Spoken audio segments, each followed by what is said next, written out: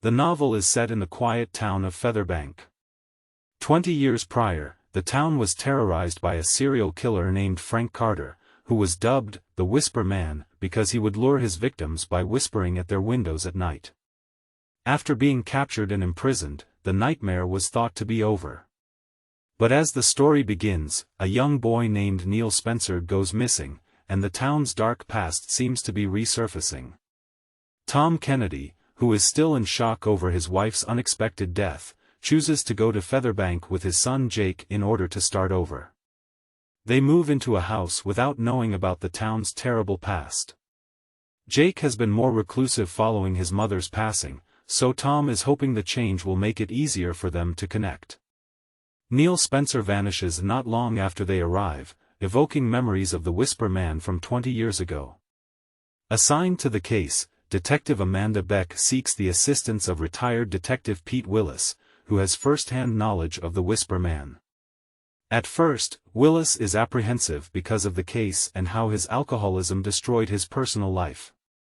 As the investigation progresses, strange things start to happen around Tom and Jake. Jake begins referring to chats with a little girl who isn't present and begins to create ominous imagery for no apparent reason. Additionally, he begins to hear voices outside his window. The realization that Jake's imaginary buddies might not actually be imaginary increases Tom's worries. When Jake refers to the boy in the floor, Detective Willis becomes suspicious.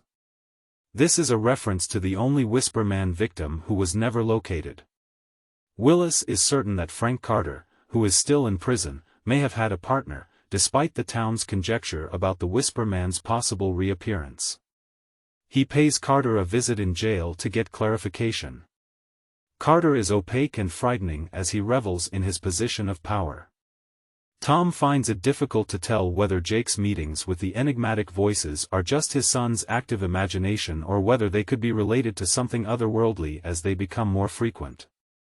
Jake's actions become unpredictable, and it appears that the murmurs that formerly attracted the Whisper Man's victims are also drawing him.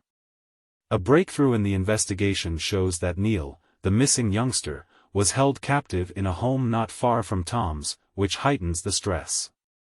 Jake is abducted in a terrifying incident, prompting Tom to launch a desperate hunt for his son. After putting the puzzle pieces together, Willis and Beck come to the conclusion that the kidnapper is someone who is intimately familiar with the Whisper Man's misdeeds. They revisit witnesses and dig out old case files, which leads them to a startling discovery. Jake's imprisonment is analogous to what the Whisper Man's victims went through. He is kept in a pitch-black space while listening to murmurs that aim to lull him even deeper into the shadows. However, Jake's special sensitivity allows him to interact with ghosts, including the child victim Willis was unable to locate all those years ago. Jake is guided by this ghost, who also gives him courage and hope.